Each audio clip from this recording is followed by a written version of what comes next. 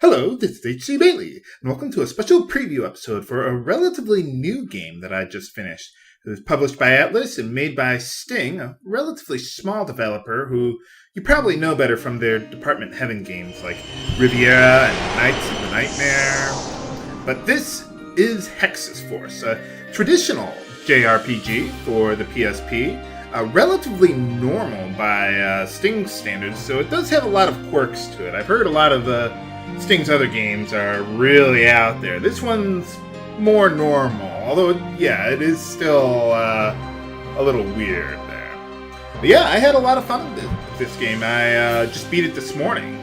It's kind of a poor man's Radiant Historia. Not quite on the same level, but it's certainly above average. I think it's a good game. The music is certainly really good, with tons of epic music. A lot of different battle or boss themes are all really good. The plot isn't anything to really write home about, but it's got a lot of villain presence and great pacing, which I really like. Just so you know, this is not an anime cutscene heavy game, though. I mean, they're going to have a little preview cutscene here. But yeah, they got a few of them, but for the most part, they're just sprinkled throughout the game, and they are very short, not even nearly as heavy as Lunar, and I think that game was pretty light on the cutscenes. This is just an introductory cutscene here, just to, I don't know, get your interest in the game or something. And one of the big reasons why I'm making this video is to gauge your interest in a potential LP of the game, viewers. It's a really niche game. There's very few hard copies out there. It's like $70 to $100 for a hard copy, but well, I got mine on the PSN for $15. Sometimes they have a sale on it too, and it's totally worth it for the PSP or Vita. You'll definitely get your money's worth out of this game. To my knowledge, there's really not a whole lot of information out there about the game, though. So, I mean, this looks like it could be a really massive research project for me, where I'd have to do a lot of my own data mining. I mean, even just for very basic information about the game. I heard there's like a Japanese strategy guide for the game, but I don't read Japanese, and there's no English guide, so oh well. But yeah, I mean, I'm certainly interested in making an LP of the game. I could maybe even write my own full walkthrough for the game to complement the LP. But, well, I'd like to see if you guys are interested in it first. I mean, if no one's interested, then, I'm not going to put the time into it. But if you are interested, let me know. And follow me on my Envision forums there. I'll try to remember to put a link in the video description there. But, I mean, that's where, for those who don't know, that's where I talk about my test runs, my research projects, my future projects. So, you guys can get all of the inside information and see, what might be an upcoming LP or even contribute to my LPs. That's one of the reasons why I made the forums, because I'm just one man. I mean, even if I, didn't use walkthroughs or anything like that for making my videos, I mean, I'm not, I don't think that any one person can know everything about a game on their own. So, I need people to help me out. So let's take a look at what happens when you start a new game here. One of the cool things about the game is you can start as one of two protagonists in the game, the girl or the boy. And it's kind of like Seiken Densetsu 3, but a lot better. There's still one story, but you go through it from two different perspectives. For example, I played through this series, through the game as Levant, so I got to see things happening from his side of the story. You still meet and interact with Cecilia and her party members, but you only really hear about what happens to her. I mean, there's some interactions, but you don't really know all the details. You meet up with them once and they say, oh, I have this problem. And then you meet up with them like a chapter or two later in the story and they're like, oh yeah, we solved that problem off screen. So you don't really get all the details there, but really for what you're doing in your part of the story, it's not really relevant. It's just you play both paths as a separate game almost, and you do that to get the whole story. But even then, I mean, just playing the one path that I've done with Levant, it was still very satisfying. So I really like how they handled that. So they're both unique experiences. You can also start New Game Plus here. Let me just show you that. And you can continue into well, in my case, I would continue into Cecilia's tale there. So I would imagine it works just like, Chrono Trigger with New Game Plus or whatnot. But, well, there you go. So, yeah, like I said, I just beat the game once, so I don't really know that much about the game. So, but yeah, I really like how they handle that with continuing from one path into the other like that. So, let's take a look at the game here. I got a save file here right at the beginning of Chapter 3. So it's about 5 hours into the game. Hopefully not too many spoilers here. I'm not going to go through any storyline segments. If I do, I'll just skip past them. So let's take a look around. You just walk around here. You can... oh, okay. I guess I can't rotate the camera angle, but I'll show you that later. But anyway, one thing that's pretty cool, kind of like in Radiant Historia, where you had that monocyte ability to reveal hidden treasures, if you press the square button, you can reveal hidden treasure, just like that. Or sometimes it won't reveal a full chest, and you saw there's a little icon here. You can get another hidden treasure there. So, yeah, it's kind of nice, so you don't have to walk everywhere like in Radiant Historia, although you do have to stop and use the ability, so there's positives and negatives to it. But I like how they do it in this game, too. Let's take a look at our menu here. Little bit into the game there. You see the force burst in the lower right. That's essentially limit breaks of the game. Let's take a look at the equip menu here. Let's take a look at Levant. Basically, in Hexyz Force here, you can equip 4 weapons and then your normal armor and accessories, things like that. When they say weapons, it's not actually a weapon. It's just, sometimes they are, like this. But you equip items like that too. Consumable items or just your weapon itself there, like that. So, and you can do that for everyone there. So, I'm not going to go over all the details of how everything exactly works, but that's the gist of it. You got Ragnafacts, which are pretty much your weapons of the game.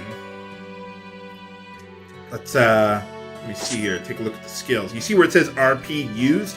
RP is essentially the MP of the game. You use it, and it does stuff. So, yeah, it attacks, you have elemental attacks. Sometimes they hit multiple enemies, or a row of enemies, or whatever. It depends on the battle there. So, you got your limit breaks, or your burst there. So we got that. Let's see. Also, the way you upgrade weapons here is with force points, or essentially ability points of the game. You can learn new abilities or techs. You can upgrade the attack power of the weapon, or resonance, which I'm not 100% sure how that works.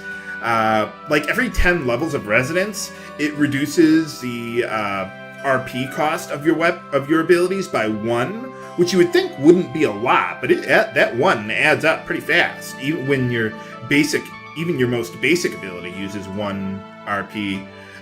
Supposedly, I guess it reduces the recovery time of using abilities or something like that.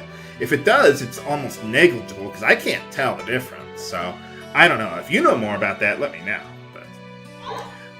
But anyway, the real interesting thing about this game, one of the interesting things about the game is that you don't actually buy anything in the game. You fuse your new stuff, or you just find it. So, yeah, there's no actual money in this game, which I don't think I've ever seen in a jRPG before. But, well, there you go. So, yeah, you got the ingredients on the right there. And basically just trash loot that you find from battles or whatever, and you fuse them together to create a new item. So, let me see what I got here. You see where it says Dura on the right? That's essentially durability counters. Spiritfacts have limited durability, or they're consumable, whereas Ragnafacts are permanent, and they basically last forever. So, we got 10 durability on this item. Oops. Okay, see, we got 10 durability there, and, okay, everything only uses 1. Let me see if I can find a different one. Okay, so you got 14 durability. Okay, there we go. Like this one would use up 1 durability of that item. Or if you want to use a stronger ability, it uses up 2. So that's essentially how it works. You got a whole bunch of, you got like healing items here, or new weapons here, things like that. You got your armor that does not have durability, so don't worry about that. The armor lasts forever. Some accessories that I really didn't pay much attention to when I was playing, and I have no idea what these things do. But, well, there you go. So you can fuse stuff together on the go. So even if you're in the field and you forgot, oh, I forgot to bring enough potions with me, or whatever, well, you can just fuse more of them if you want. So, there you go.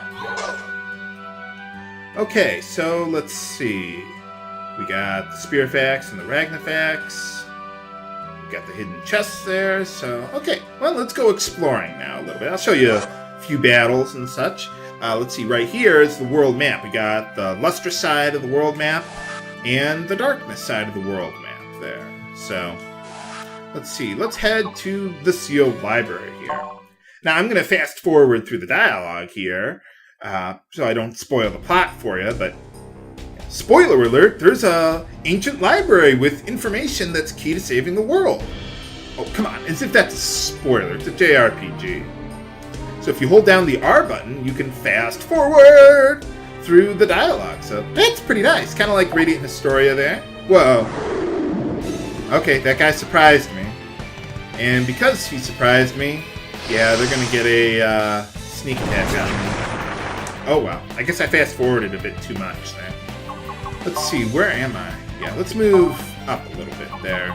So, let's take a look here. We got bursts, which are essentially your limit breaks. Let's see, defend, form to change your row, because you got, like, rear and the front row there. So, yeah, you deal more damage in the front row, but you take more damage there. So let's use Thunderstruck on this guy. Now you see on the right there where there's that circle with the arrow pointing to the enemy? That means that the ability that I'm using is neutral to that enemy. So as far as like dealing more damage or things like that. Yeah, unfortunately you can't just skip dialogue scenes with fast forwarding. You have to actually manually fast forward with it, but it's still better than nothing, like most games have. Now let's see. Now you see where there's an X with the arrow pointing to the name with the enemies on the right there? That means the enemy is strong against that ability there. So, and that's dependent on the weapon, not so much the ability for the most part. So let's try Force Swap. You will regret this. Yeah, see? So, let's see now. Let's look for one. Okay, there we go. Now you see where you got the circle within the circle there? That means the enemy is weak to this weapon type here. So let's try this one. Let's see. Now let's just go with the guarantee. Now another thing you can do, in addition to just fast forwarding dialogue in this game, is you can fast forward the battles. So let's try it. Oh. You know what? I should have moved... Will that be all? Okay. I was going to say, I should have moved Greek into the front row after getting, what is it, back attacked like that, but whatever. Okay, so anyway, yeah, you got 3D camera rotation and everything like that, so yeah, I love that with the exploration here. So now let's try to show a battle normally. Okay, let's see here. Whoa! Scared me, man. Whoa! Stop chasing me! Okay, let's see. Let's move around here. Let's get up to the top of the shelves. There we go. Okay, I escaped. Phew! Whoa, that was close. So yeah, you got enemies on the battlefield here, so there's no, like, random battles or anything like that. So, unfortunately, unlike Radiant Historia, you can't, like, like, virtually guarantee your back attacks. But, if you sneak up from an enemy from behind, you can still get that preemptive strike. Out of the way. Yeah, there we go. Now, most enemies, let's see. yeah, you see how there's some enemies in the back there? Most battles have a 3x3 grid for the battles there, but this one's a bit unique like that. So, let's see what I got here. Let's hit her since she's weak to my ability.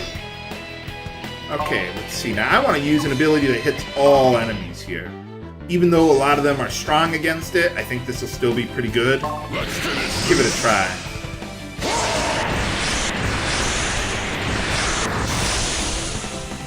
Alright, got most of them down. So, alright. Let's hit that guy. Alright, there we go. So, yeah, pretty easy battle there. Now we got our save points here, but I don't want to use that just yet. Let's take a look at this thing. Let's see. Now we got this restore ability, which uses some force points to heal up. So let's use that before taking a look at this thing. Force sight. Sure, why not? How ominous could it possibly be? Nuts. Let's see what you Alright, we got kick-ass music to purge this force sight here. So, let's see what we got here. Let's go with that on him. Let's kind of fast forward the battle here. So, let's see. Let's go with that. So now, because I hit the R button there, I can actually